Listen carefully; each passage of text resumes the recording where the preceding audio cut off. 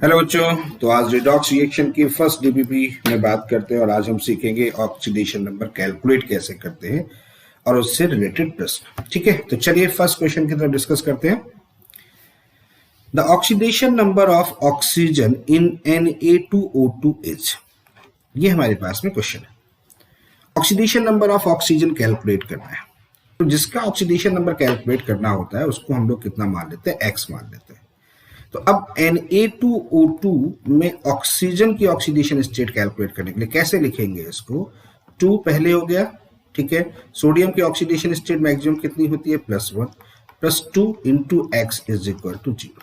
तो 2x minus 2 is equal to 0, therefore x is equal to 2x + 2 is equal to 0, x is equal to -1। तो इसका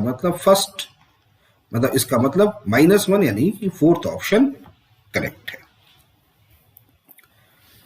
one of the following has both positive and negative oxidation state, यानी एक ऐसा element बताइए जो कि positive और negative दोनों ऑक्सीडेशन स्टेट डिफाइन करता है। अब देखिए, फ्लोरीन के बारे में अगर बात करें तो फ्लोरीन -1 ऑक्सीडेशन स्टेट शो करता है। ठीक है, ओनली -1। क्लोरीन जो होता है ये दोनों ऑक्सीडेशन स्टेट शो करता है, -1 भी करता है, +3 भी करता है, +5 भी करता है, +7 भी करता है। हीलियम इनर्ट होता है, किसी से रिएक्ट नहीं करता, आइसोलेटेड फॉर्म में होता है, 0 ऑक्सीडेशन स्टेट शो करता है।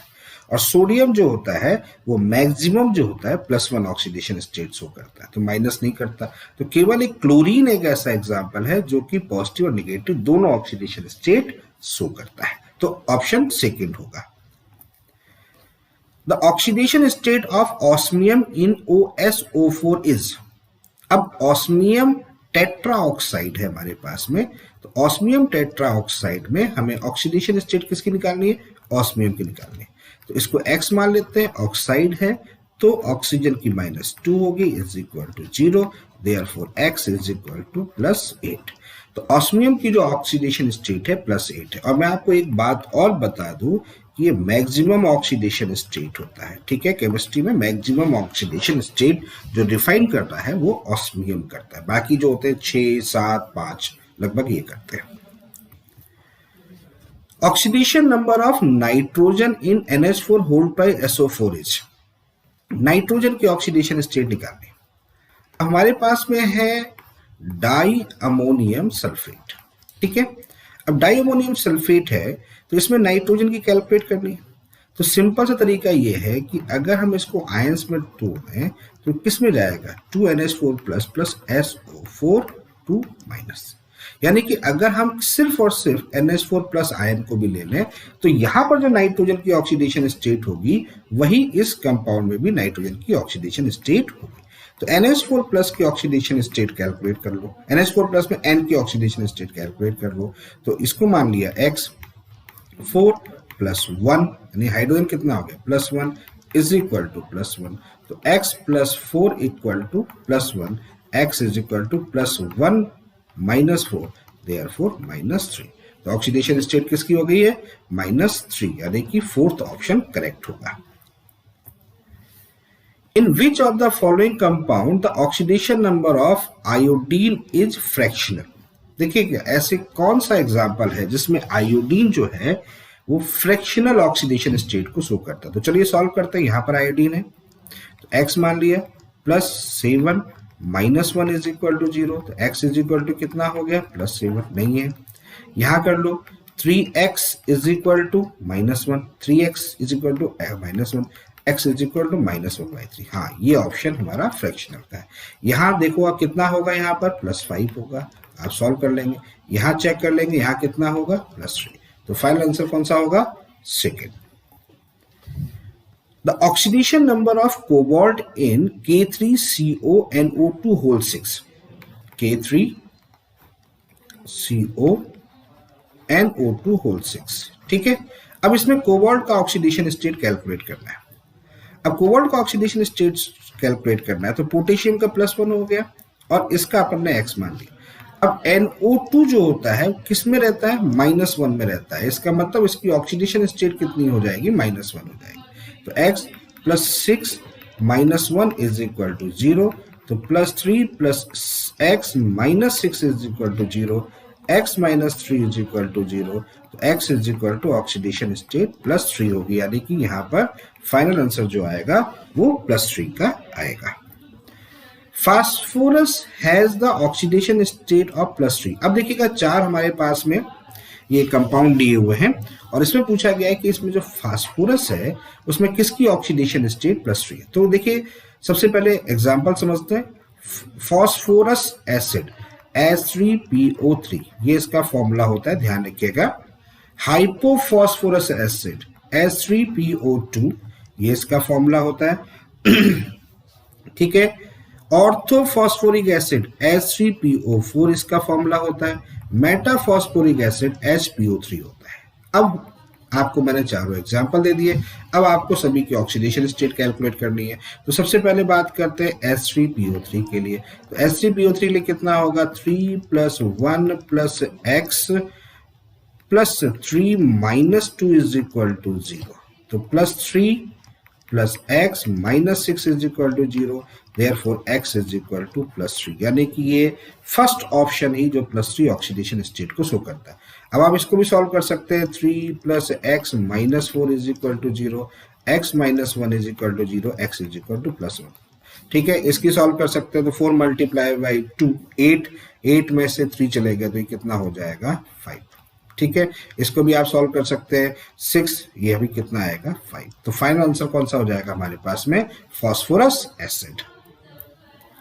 The oxidation number of phosphorus in Mg2P2O7 is, हमारे पास में है Mg2P2O7, यहाँ पर फास्फोरस का ऑक्सीडेशन स्टेट कैलकुलेट करना है।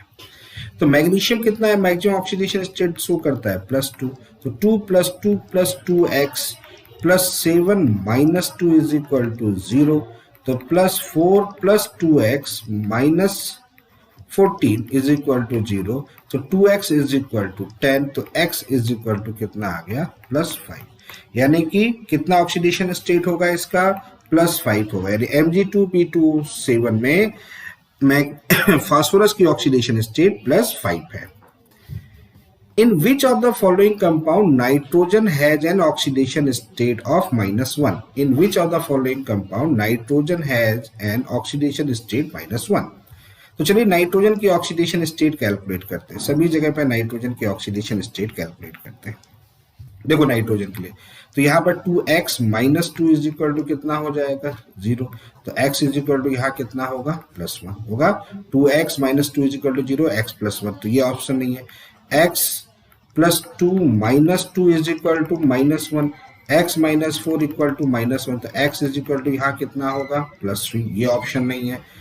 x 2 + 1 मतलब -2 + 1, ठीक है, तो इसको सॉल्व करोगे तो ये कैंसिल आउट हो जाएगा, तो यानी x इज इक्वल टू -1, यानी कि यही हमारा करेक्ट ऑप्शन है। यहाँ भी सॉल्व कर लो N2H4 को, ये भी आप सॉल्व कर लोगे तो 2x + 4 इज इक्वल टू 0, तो 2x is equal to -4, x is equal to -2, तो ये ऑप्शन भी नहीं है। तो ये भी नहीं है, ये भी नहीं है और ये भी नहीं है, तो फाइनल जो है वो हमारा थर्ड ऑप्शन करेक्ट है।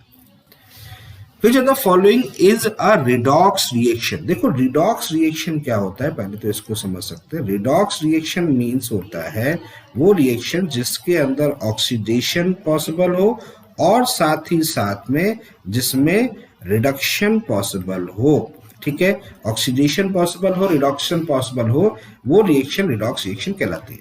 ठीक है, अब यहां पर हमें चेक करना है कि किसमें ऑक्सीडेशन रिडक्शन दोनों हो रहे हैं, उसको देखते हैं। तो यहां पर हम मेटल के ऑक्सीडेशन स्टेट से बात करते हैं, क्रोमियम से स्टार्ट करते हैं फर्स्ट ऑप्शन में। तो 4 × 2 यानी कि CrO4 2 तो हम निकाल लेंगे क्रोमियम की ऑक्सीडेशन स्टेट। तो x - 8 is equal to -2, therefore x is equal to +6। तो यहाँ क्रोमियम की ऑक्सीडेशन स्टेट कितनी हो गई, +6 हो गई। और यहाँ जब सॉल्व करोगे तो 2 × 3 7 × 2 14, 14 में से 2 चले गए तो यहाँ पर हो गया 12, यहाँ पर भी कितना आएगा 6। देखो मेटल की ऑक्सीडेशन स्टेट में वेरिएशन नहीं हो रहा है। H+, यहाँ पे H+ है, हाइड्रोजन में भी नहीं हो रहा है, इसका मतलब ये रिडॉक्स नहीं है। यहाँ चेक करते हैं कॉपर, देखो यहाँ पर +2 ऑक्सीडेशन स्टेट शो करेगा क्योंकि सल्फेट -2 पूरा -2 करेगा। और यहाँ पर भी अगर बात करें तो देखो अमोनिया न्यूट्रल होता है तो ये 0 ऑक्सीडेशन होता है, सल्फेट में हो गया -2, तो यहाँ कितना करेगा ये कितना करेगा +2, तो यहाँ भी +2 है, यहाँ भी +2 है, इसका मतलब यहाँ भी पॉसिबल नहीं है। अब हम यहाँ बात करते हैं Na2S2O3, तो यहाँ सल्फर है और यहाँ सल्फर है, इसमें चेक कर लेते हैं। तो आपके पास में है Na2S2O3 में सल्फर को चेक कर लोगे तो 2 + 1 + 2x - 6 = 0, तो यहाँ पर हो जाएगा 2x = 4, x = +2। ठीक है, इधर चेक कर लेते हैं Na2S4O6 अगर लेते हैं तो यहाँ हो जाएगा 2 + 1 + 4x - 12 = 0, तो 4x = 10, तो x = 2.5, ये आ गया। इसका मतलब यहाँ पर चेंज हो रहा है, यहाँ 2 है, यहाँ 2.5 है। ठीक है, और अब दूसरा देखते हैं, सल्फर का ऑक्सीडेशन हो गया, आयोडीन यहाँ 0 है, यहाँ -1 है, इसका मतलब यहाँ रिडक्शन हो गया, तो ये रिडक्शन हो गया है और ये ऑक्सीडेशन हो रहा है। ठीक है, क्लियर, तो इसका मतलब साफ सीधी सी बात है, ये रिडॉक्स रिएक्शन है, यानी थर्ड ऑप्शन हमारा करेक्ट है। बाकी चीज यहाँ भी देख लो तो यहाँ भी +6 है और यहाँ भी +6 है, तो यहाँ भी पॉसिबल नहीं है। Consider the reaction Zn + Cu2 + Zn2 + Co with reference to the above, which of the following is the correct statement? Reaction हमारे पास है जिंक + Cu2 + Zn2 + Co। ठीक है, ये हमारे पास में देखिएगा, एक चीज समझिएगा, जिसका ऑक्सीडेशन होता है इसका मतलब वो ऑक्सीडाइज भी होती है, इसका मतलब वो रिड्यूसिंग एजेंट होता है। जिसका रिडक्शन होता है वो रिड्यूस होता है और वो ऑक्सीडाइजिंग एजेंट होता है, ये कंडीशन होता है। तो zinc Cu2 + Cu Zn2 + Cu, मतलब जिंक का यहाँ पर ऑक्सीडेशन हुआ है और कॉपर 2 का प्लस का यहाँ पर रिडक्शन हुआ है। तो जिंक और Cu2+ में आप पढ़ते हैं Zn is reduce to Zn+2, गलत है, रिड्यूस नहीं हुआ, ऑक्सीडाइज हुआ है, तो ये ऑप्शन गलत है। करेक्ट स्टेटमेंट देखना है आप लोग, correct statement Zn oxidise to Zn+2, बिल्कुल सही है, बिल्कुल सही है, यही तो मैंने कहा, जिसका ऑक्सीडेशन वो ऑक्सीडाइज होता है और रिड्यूसिंग एजेंट होता है, जिसका रिडक्शन वो रिड्यूस होता है, ऑक्सीडाइजिंग एजेंट होता है, तो ये सही है। Cu2+ is oxidise to Cu2+ is reduce to Cu होगा, यानी कि इसका मतलब ये भी गलत है, यहाँ पर ये भी गलत लिखा हुआ है। Zn2+ is oxidise to Zn, उल्टा नहीं होगा, यहां से यहां जा रहा है, इसका मतलब ये भी गलत है। तो ऑप्शन हमारा कौन सा सही होगा? सेकेंड ऑप्शन सही होगा। Which reaction does not represent auto reduction or disproportionation reaction?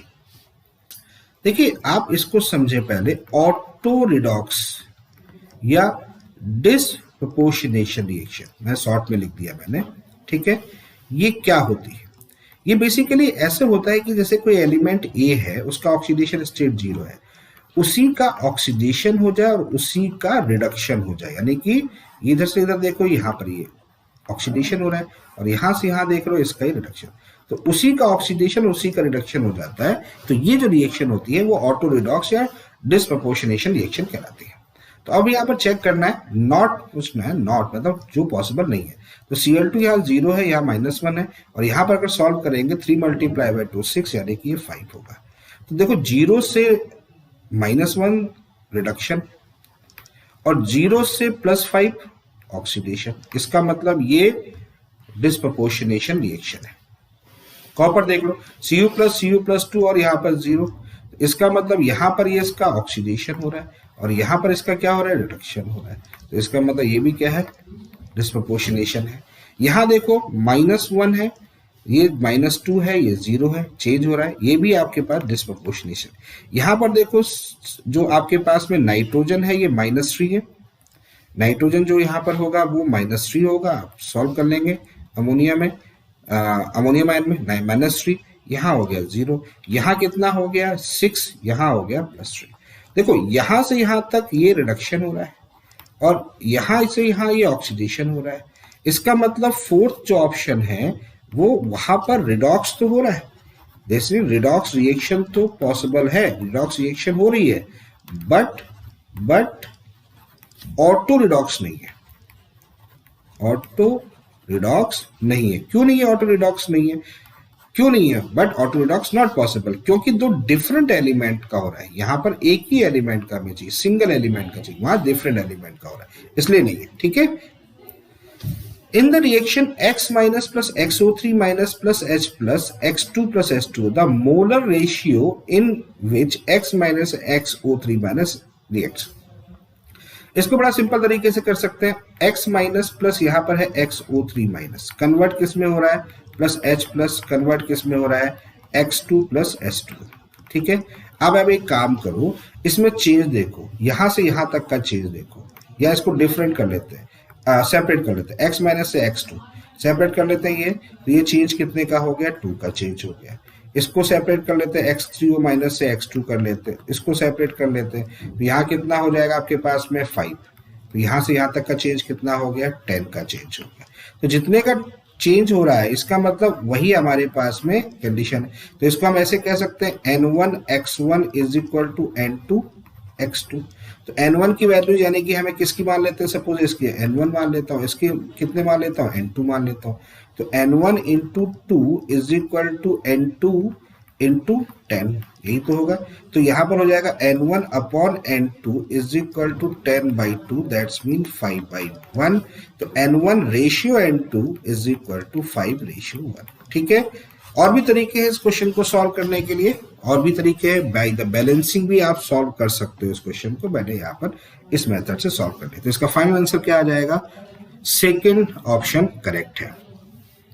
The compound that can work both as an oxidising as well as reducing agent. देखिए, ऑक्सीडाइजिंग एजेंट और रिड्यूसिंग एजेंट अगर दोनों कंडीशन शो करता है तो इसका मतलब ऑक्सीडेशन नंबर जो होना चाहिए किसी भी एलिमेंट का वो इंटरमीडिएट होना चाहिए। ठीक है, यानी इंटरमीडिएट दैट्स मीन ना तो मैक्सिमम और ना ही मिनिमम। ठीक है, या तो मैक्सिमम नहीं होना चाहिए मिनिमम। अगर मान लेते हैं किसी एलिमेंट का ऑक्सीडेशन नंबर मैक्सिमम है तो इसका मतलब वो रिडक्शन पॉसिबल करेगा, रिडक्शन पॉसिबल होगा उसका। ठीक है, और अगर मान लेते हैं ऑक्सीडेशन नंबर यहाँ पर मिनिमम है तो ऑक्सीडेशन पॉसिबल होगा, यही तो होगा। बात समझ में आ गई, ऑक्सीडेशन और रिडक्शन, ये कंडीशन यहाँ पर होगी। तो इंटरमीडिएट अगर है तो यहाँ पर दोनों होंगे, तो इंटरमीडिएट में बोथ होगा, बोथ ऑक्सीडेशन एंड रिडक्शन दोनों पॉसिबल होंगे। ठीक है, ये कॉन्सेप्ट होता है। क्लियर है? तो अब चलो यहाँ चेक करते हैं, K1O4 7 मैक्सिमम होता है तो ये करेगा नहीं।